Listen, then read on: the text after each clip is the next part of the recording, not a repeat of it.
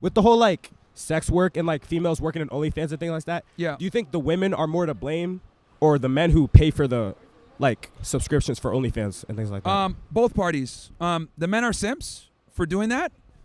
The women are whores, but it's a two-way street for sure. But I also think that the problem is that we've kind of like incentivized women to be whores because there's, it's a very lucrative endeavor. I can't tell you how many girls like drop out of college or leave, the professional workforce to be whores instead of, having a job just to make ends meet. They'd rather, take the easy way out. Like, you agree that like if there weren't guys that were like paying for their stuff, of course, there they wouldn't be as create much that of an demand. incentive Yeah, for and them that's a to do problem. it. Yeah.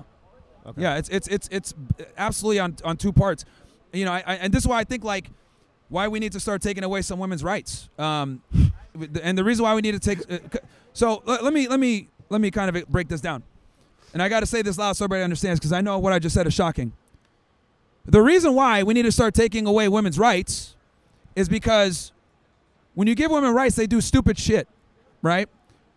Women are not designed to lead, work, make money, be providers or protectors. That's a male job, okay? And on top of that, women aren't supposed to be whores. But what we've done is we've removed all the social gates that kept women from being whores. There's no more shame. Religion is gone.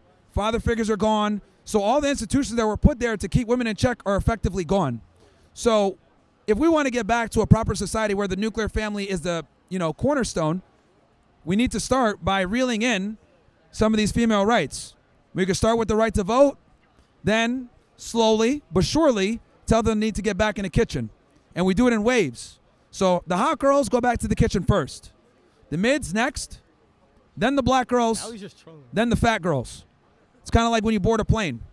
Do it in different waves, Actually, no, the black girls would be group, they'd be later on. They'd be like group 9, back of the plane. But we got to get them back in the kitchen at some point.